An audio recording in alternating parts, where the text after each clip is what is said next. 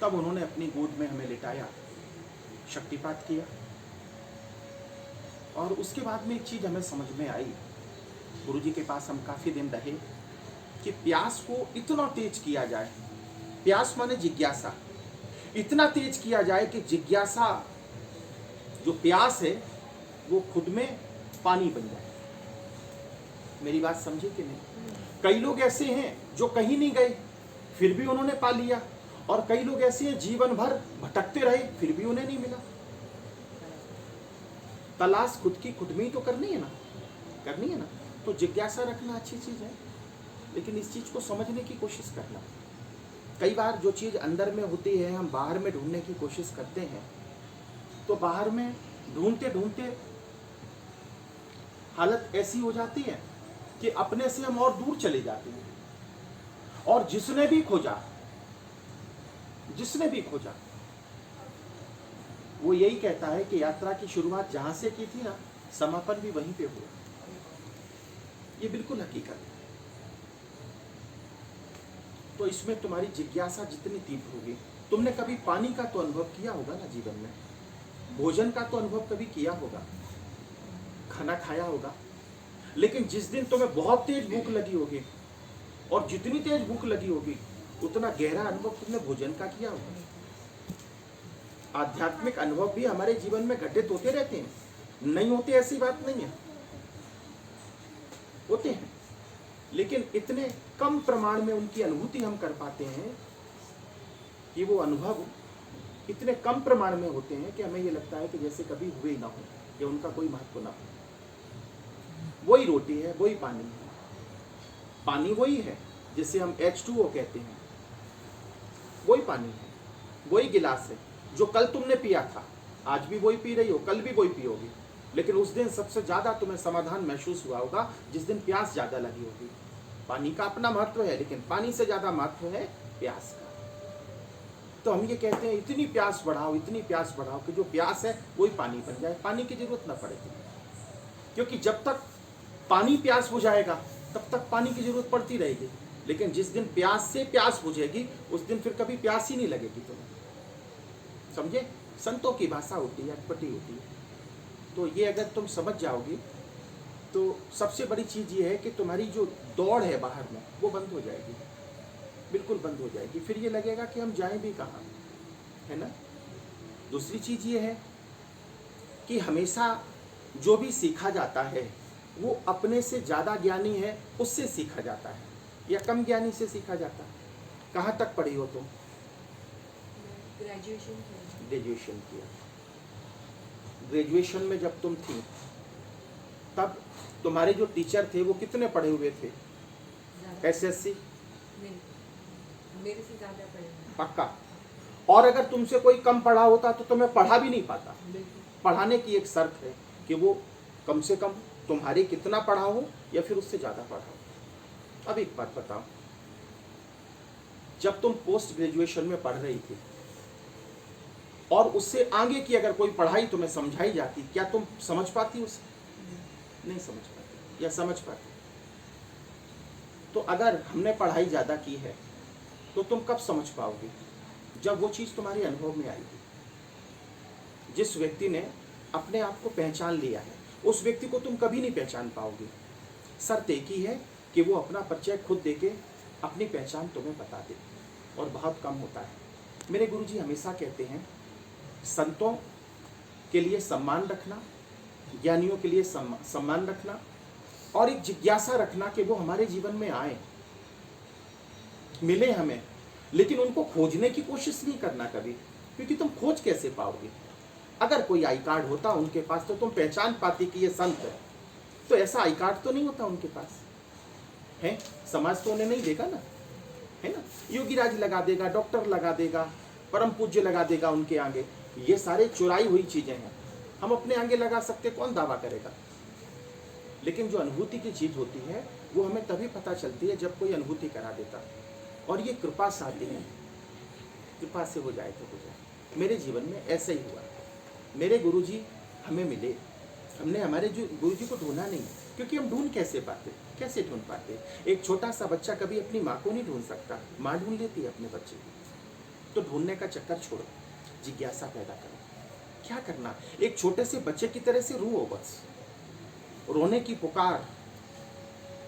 जिज्ञासा अगर तुम्हारी गुरु तक पहुंचेगी तो निश्चित रूप से या तो गुरु तुम्हें बुला लेंगे या गुरु तुम तक पहुंच जाएंगे। समझे बेटा?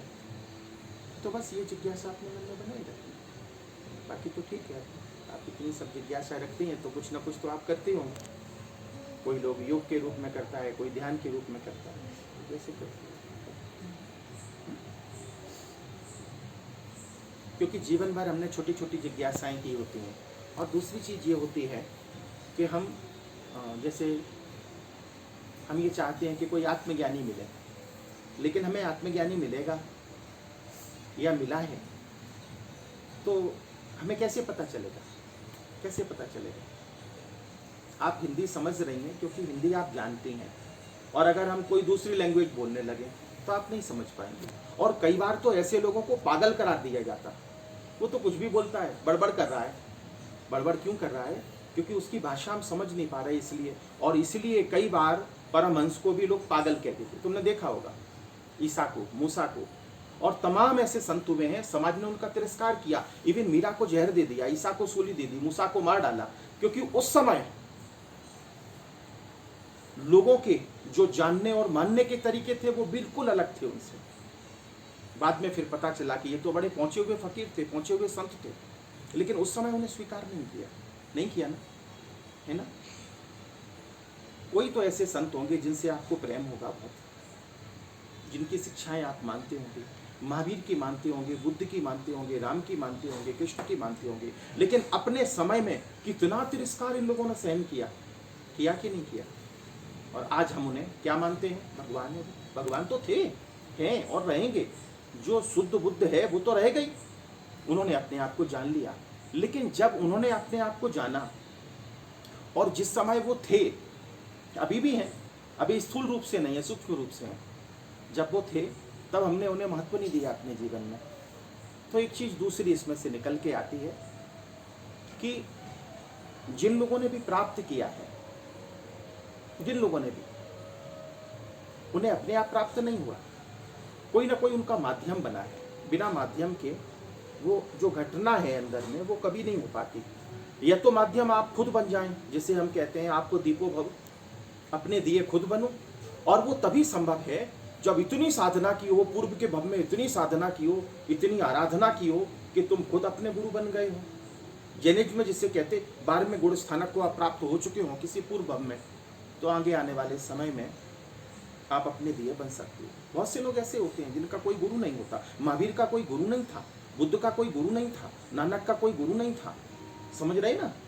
ये स्वयं गुरु थे, स्वयं बुद्ध थे, जिसे कहते हैं बुद्ध और स्वयं बुद्ध। बुद्ध पुरुष तो तमाम है, लेकिन स्वयं बुद्ध बहुत कम होते हैं। स्वयं बुद्ध वो होते हैं जो बाहर की यात्रा नहीं करते, शुरू से जिनकी अंदर की यात्रा रहती है। तो बहुत से ऐसे लोग होते हैं। तो कोई माध्यम तो चाहिए, वो माध्यम या तो आप खुद बन जाए या फिर कोई माध्यम बन जाए आपके लिए। मेरे लिए मेरे गुरुदेव मेरे माध्यम बन गए। हालांकि कहने को दो होते हैं लेकिन होते एक ही। हमें कुछ होता है तो उन्हें पता चलता है, उन्हें कुछ होता है, उन्हें तो कुछ नहीं होता है ना? तो हमें महसूस होता है, बिल्कुल ऐसे एक हो गए। तो ऐसी चीज़ है। तो हमने अपने जीवन में दो चीज़ें महसूस की कि एक तो पाने के लिए कोई, जिसे हम सजीवन मूर्ति कहें या जीवित व्यक्ति कहें, ये मूर्तियाँ, ये चित्र, ये पुस्तकें, ये एक भी काम के नहीं है ना कि हैं। वो तब काम के हैं, जैसे अभी हम आपको कोई किताब देंगे तो उस किताब पे आप किताब को पढ़ेंगे, लेकिन जब उसमें कुछ समझ में नहीं आएगा तब आप क्या करेंगे? ढूंढेंगे कोई समझा दे, और अगर कोई नहीं समझा पाया तो आपने किताब को क्या करना है? बंद करके रख दिया, और थोड़े दिन के बाद आप भूल जाएंगे कि आपने कोई अच्छी किताब पढ़ी थी। जीवन में बहुत बार ऐसा हुआ है, बहुत बार हुआ। हमारी यात्रा बहुत आगे तक गई है, लेकिन और आगे तक जाने के लिए, चरम तक पहुंचने के लिए उस समय में कोई नहीं मिल पाया, या मिला हुआ हमसे छूट गया। तो जब तक कोई ऐसा व्यक्ति जिसने पूर्णता को प्राप्त किया हो हमारे जीवन में नहीं आएगा, या हम उसके जीवन में नहीं आएंगे, हम उसके जीवन में आए, बहुत मुश्किल है, बहुत मुश्किल है। क्योंकि हम कैसे ढूंढ पाएंगे उसे? उसकी भाषा नहीं समझ पाएंगे, उसकी मुद्राएं, चेष्टाएं हम कुछ नहीं समझ पाएंगे। वो समझ लेगा हमारा इतिहास, समझ लेगा कि नहीं? तो ऐसा कोई बुद्ध पुरुष अपने जीवन में आ जाए, उसकी कृपा अपने जीवन में आ जाए, तो अपना कल्याण हो सकता है। बाकी ये जो मार्ग है, ये कृपा साध्य मार्ग है कि नहीं? इसमें मेहनत करने से कुछ भी नहीं होगा।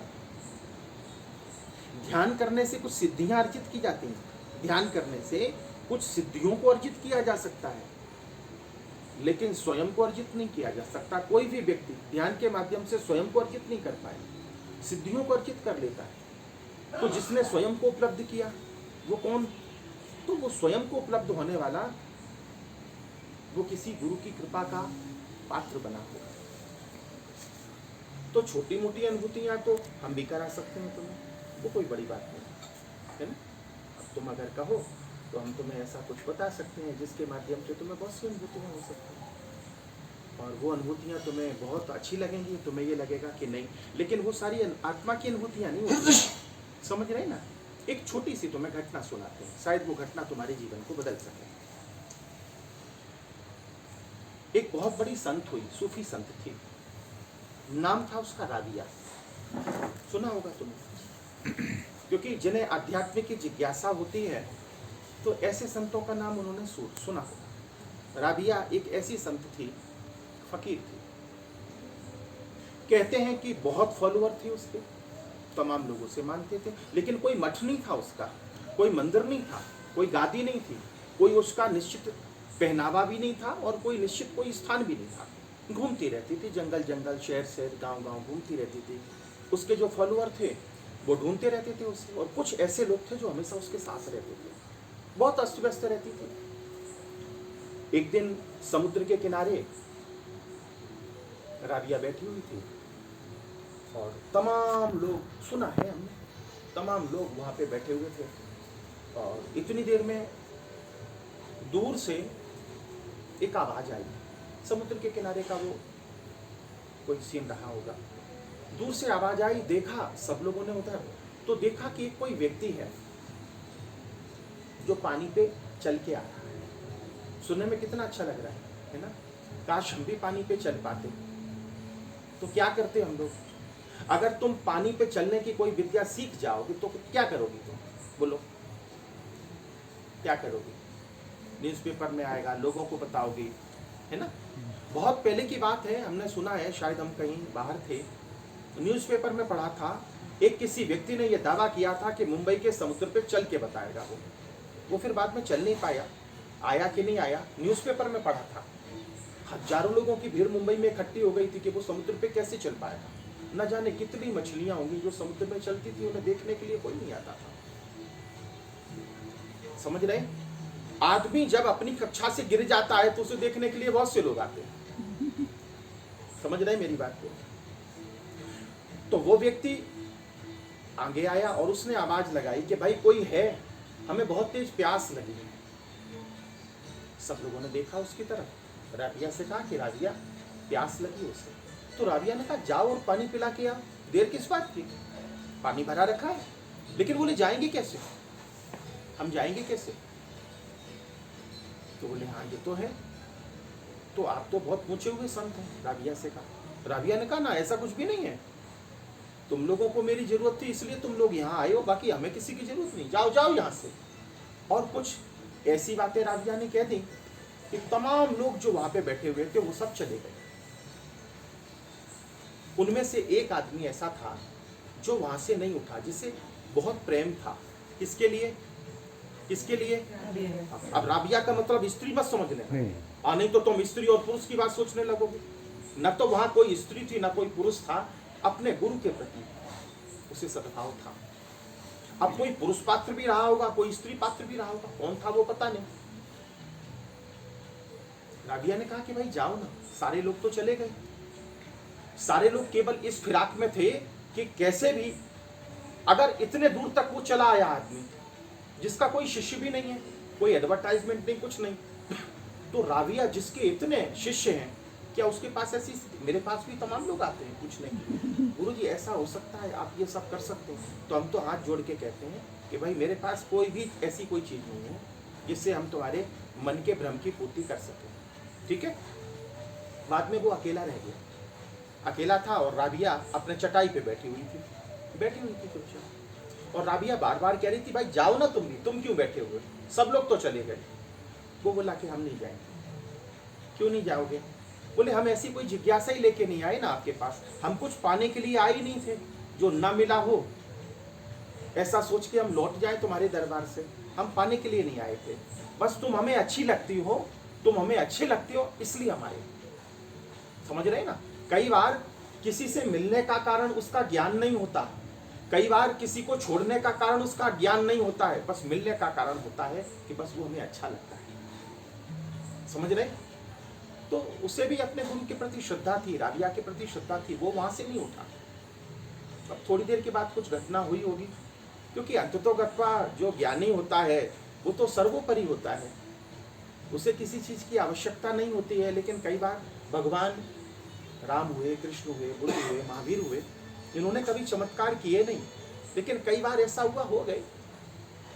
इतने में राबिया जो थी, राबिया जो बहुत सिद्ध संत हुए, वो जिस चटाई पे बैठी हुई थी, जिसे मुसल्ला कहते हैं, उस चटाई पे वो बैठी हुई थी, वो चटाई अपने आप आकाश में उड़ने लगी। अब वो देख के जो उनके परम भक्त बैठे हुए थे, उन्होंने देखा तो उन्हें बड़ा आश्चर्य हुआ। बोलो जो व्यक्ति उड़ सकता है वो व्यक्ति पानी पे भी चल सकता है। लेकिन उन्होंने कोई ऐसी जिज्ञासा जाहिर नहीं की, उन्होंने कहा कोई बात नहीं। अब वो जो संत थे वो परीक्षा ले रहे थे, राबिया परीक्षा ले रही थी किसकी? उसकी जो वहां पे बैठा हुआ था।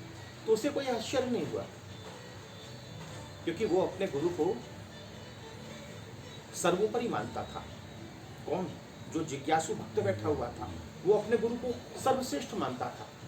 वो उड़ेंगे इसलिए वो श्रेष्ठ होंगे ऐसा नहीं, वो ये मानते थे कि मेरे जो गुरु हैं वो सर्वोपरि है, सर्वश्रेष्ठ है, सबसे अच्छे हैं, तो दूसरी जगह जाने का कोई सवाल ही नहीं था।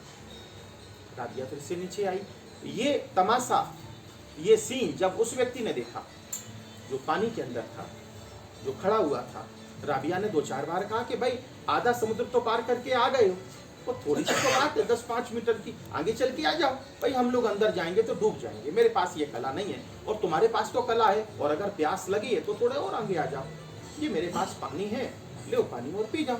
लेकिन वो एक ही जिद पे अड़ा हुआ था, और उसे चलने की कला आती थी पानी पे। और राबिया ने क्या किया? उड़ के बता दिया। अब वो खुद तो नहीं उड़ी होगी, लेकिन कोई ऐसी शक्ति होगी आसपास, होगी कोई, उसने सोचा होगा कि मेरे गुरु का सम्मान कम हो रहा है, तो उसने किया होगा ऐसा, उड़ गए। तो उस व्यक्ति ने जब देखा तो उसे बड़ा आश्चर्य लगा। कहते हैं दोनों के संवाद हुए। राबिया ने पूछा धीरे से कि भाई एक बात बताओ, ये पानी पे चलने की कला? बोले नहीं, आपने जो उड़े हैं ये। बोले हम थोड़ी उड़े, हवा आई थी, हवा का झोंका आया और हम हल्के थे तो चटाई तोड़ सकती है। कल हम लोग दमन में थे तो वो पैराग्लाइडिंग होती, उड़ रहे थे सब, 3-3 लोग बैठे थे उसमें, उड़ रहे थे उसमें। वो कैसे उड़ रहे थे? कोई सिद्धि होगी ना उन्हें? नहीं। तो अगर तुम लोगों के मन में ये वो उड़ना सीख जाए तो बहुत अच्छा हो जाएगा, तो पैराग्लाइडिंग कर लेना। पानी पे चलने की इच्छा अगर हो आप लोगों की तो जरा नाव में बैठ जाना। तो राबिया पूछती है कि पानी पे चलने में कितने दिन तुम्हें लगे? बोले 15 साल लगे। कितने लगे?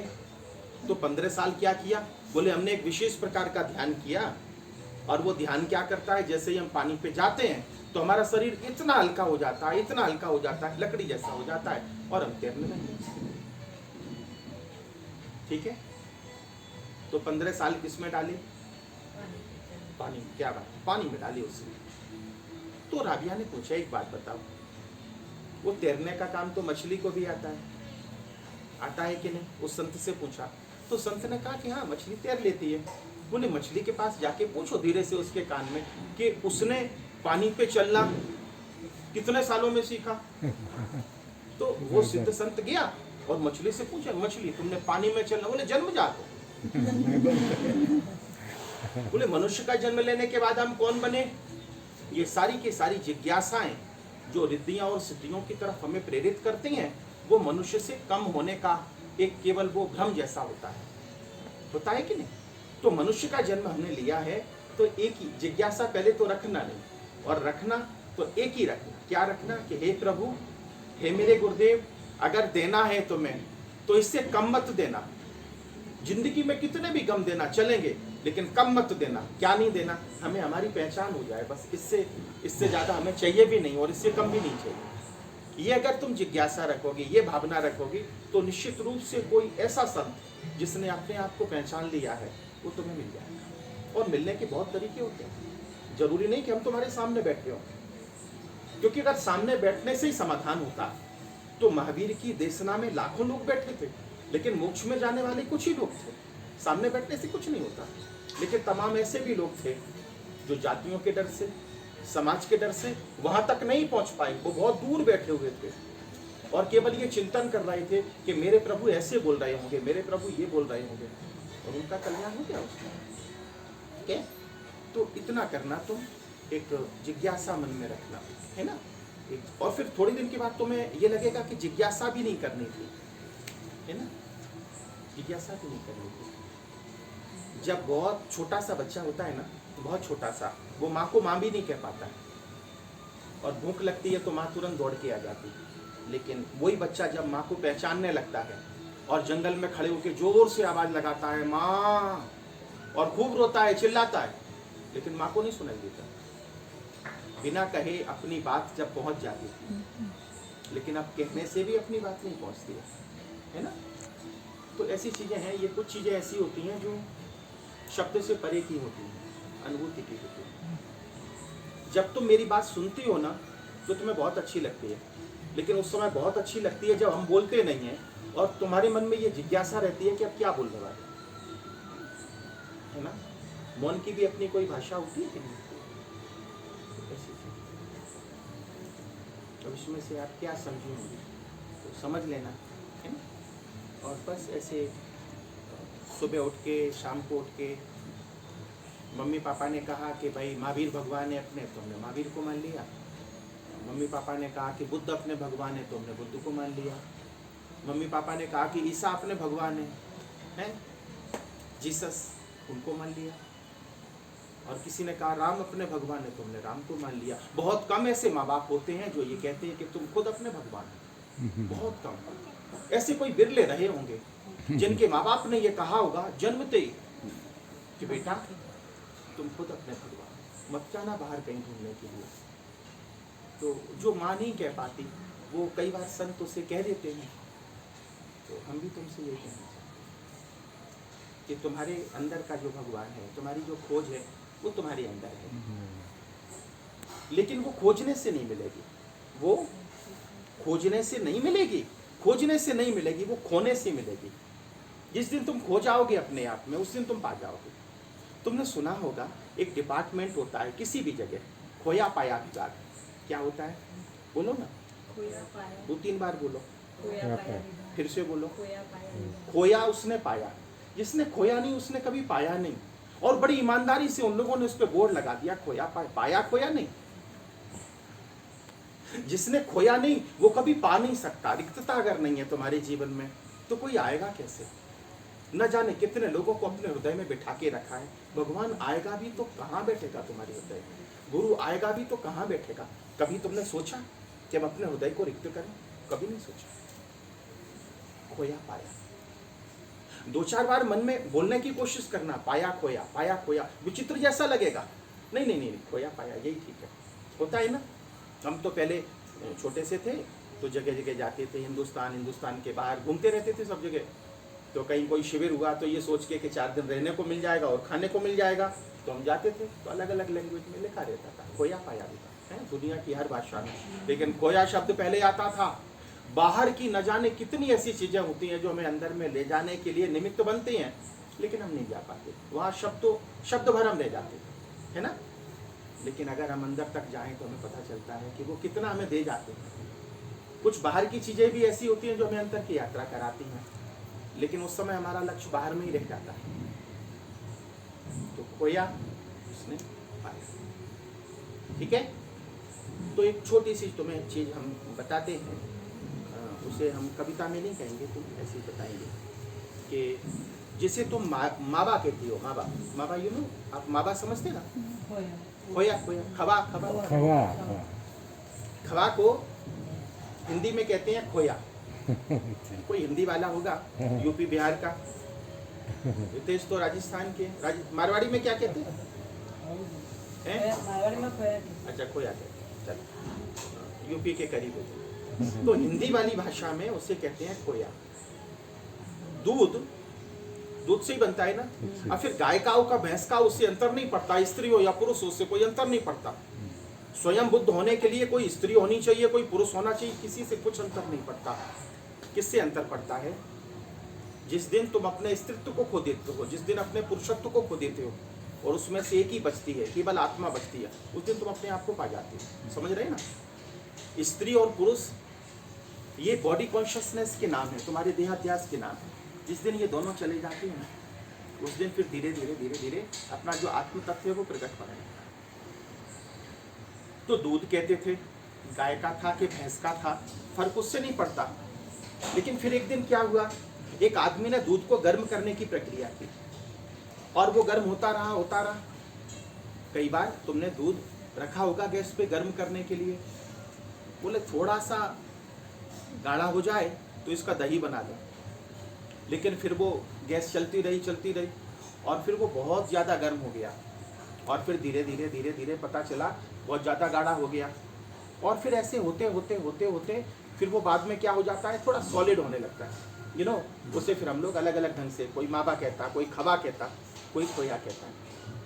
लेकिन एक चीज़ पक्की है, फिर उसे दूध कोई नहीं कहता। जब तक तुम अपने आप को ये कहोगे कि हम हैं, तब तक तुम्हारे अंदर से वो आप पैदा नहीं हो सकता। तो अब दूध का अस्तित्व समाप्त हो गया। अब कोई दूध कह के उसे बुलाएगा। अच्छा, तुम मावा लेने के लिए गए या खवा लेने के लिए गए और कोई ये कहे कि ये दूध ले लो, तो तुम क्या कहोगे? भाई दूध नहीं चाहिए हमें, क्या चाहिए? हमें खोया चाहिए। तो खोया कब बना? जब उसने खोया। हम ये कहें, ठीक है? जो खोता है वो पाता है। तो कुछ खोया तुमने जीवन में, हाँ कुछ लूट लिया गया होगा तुम्हारे जीवन से, वो बात अलग है। लेकिन जानबूझ के कुछ खोने की घटना तुमने की नहीं, क्योंकि बहुत डर लगता है अपने को। ये लगता है कि अगर कहीं खो गया और फिर मिला ना मिला, है ना? तो खोना क्या है जीवन में से? तो जो देहाध्यास है हमारा, वो खोना है। अहंकार है, वो खोना है। ये मेरा है ना? ये गिलास है, ये जग है, ये मेरा है, वो खोना है। ये मेरा नहीं है, ये देह मेरी नहीं है, ये परिवार मेरा नहीं है, ये मिली हुई चीज़ें मेरी नहीं है। हम इसके मालिक नहीं है। हम इसके कौन है? केयर टेकर है। हम इसके ट्रस्टी है ना? तो पहले हमें क्या करना है कि पहले तो हमें ये सोचना है कि जो भी हमें मिला हुआ है वो सब हमारा नहीं है, हमें मिला है समय और संयोग के हिसाब से, और हम उसके मालिक नहीं है, उसके हम ट्रस्टी हैं, है ना, सामान के हिसाब से।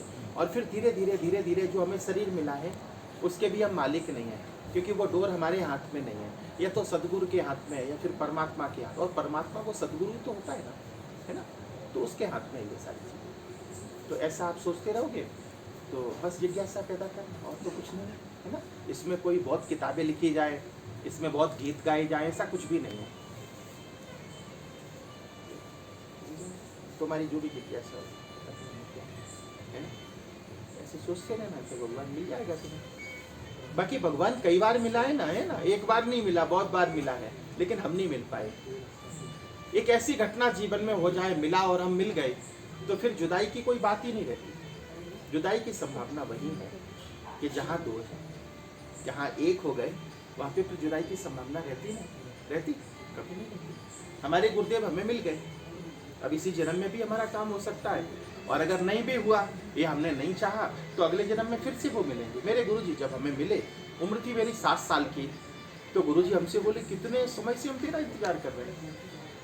तो हमने गुरुजी से कहा, हमने कहा 3 महीने पहले तो हम घर से ही भागे, तो आप कब से मेरा बोले बहुत टाइम हो गया, बहुत टाइम हो गया। तो तब तो ये सारी चीज़ें मेरी समझ में नहीं आती थी, लेकिन फिर गुरुजी ने हाथ रखा सिर पे और हाथ रखने के बाद फिर हमें वो क्षण दिखा दिया जब हम गुरुजी से दूर हुए थे, वो पिछले जन्म का, वो हमें बता दिया उन्होंने, तब हमें लगा दिया।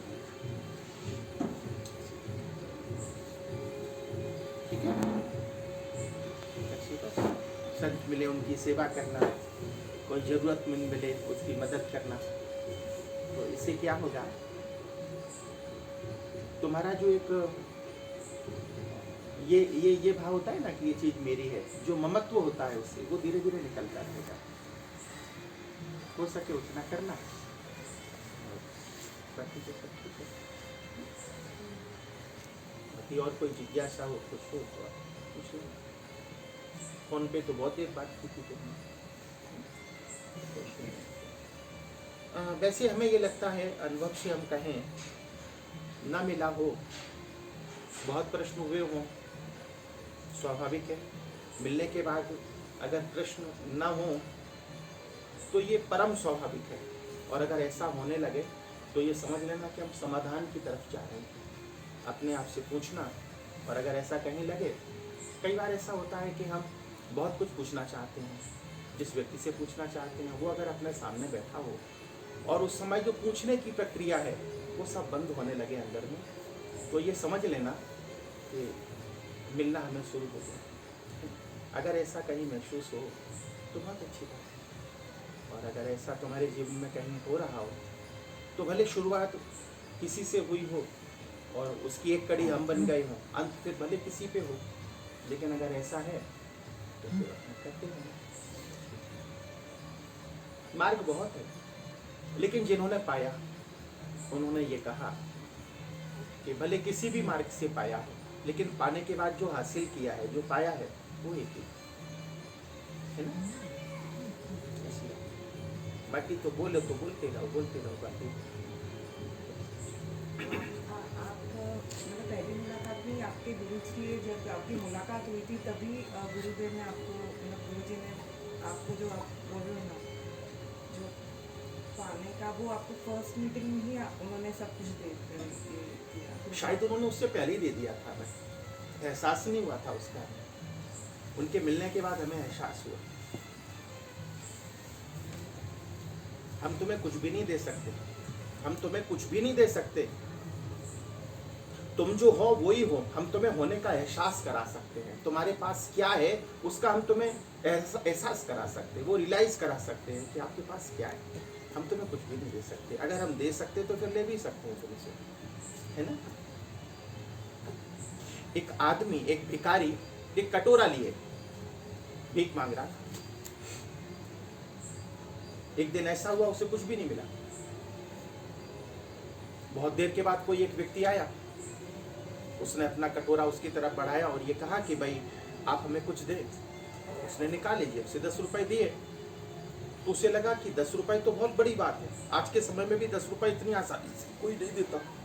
लेकिन उसका पूरे दिन का जो खर्च था वो 50 रुपए का था। तो उसे लगा कि शायद, तुमने देखा होगा, कोई व्यक्ति तुमसे कुछ मांगे और तुम अगर उसे दे देते हो तो उसकी जिज्ञासा तुमसे और ज्यादा हो जाती है। तुम अगर नहीं देते हो तो वो चला जाएगा, लेकिन अगर तुमने अगर कहीं कुछ उसे खाने के लिए दे दिया तो फिर वो कहेगा कि भाई अब हमें दूसरी कोई चीज दो।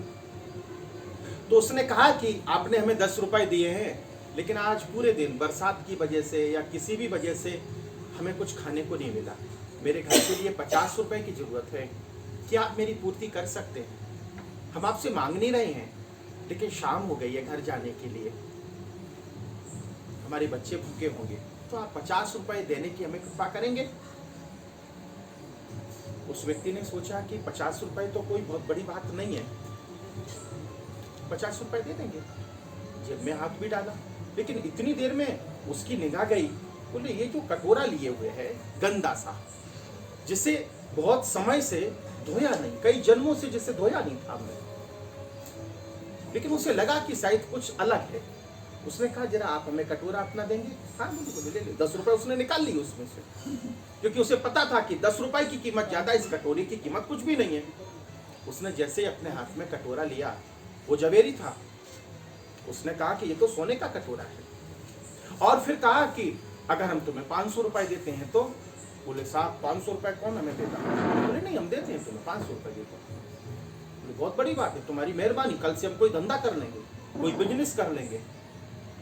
बोले नहीं, हम तुम्हें 5,000 रुपए देते हैं। 5,000 रुपए तो बहुत हो गए, बहुत हो गए साहब, हम तो नाचेंगे गाएंगे, 5,000 तो बहुत बड़ी बात हो गई।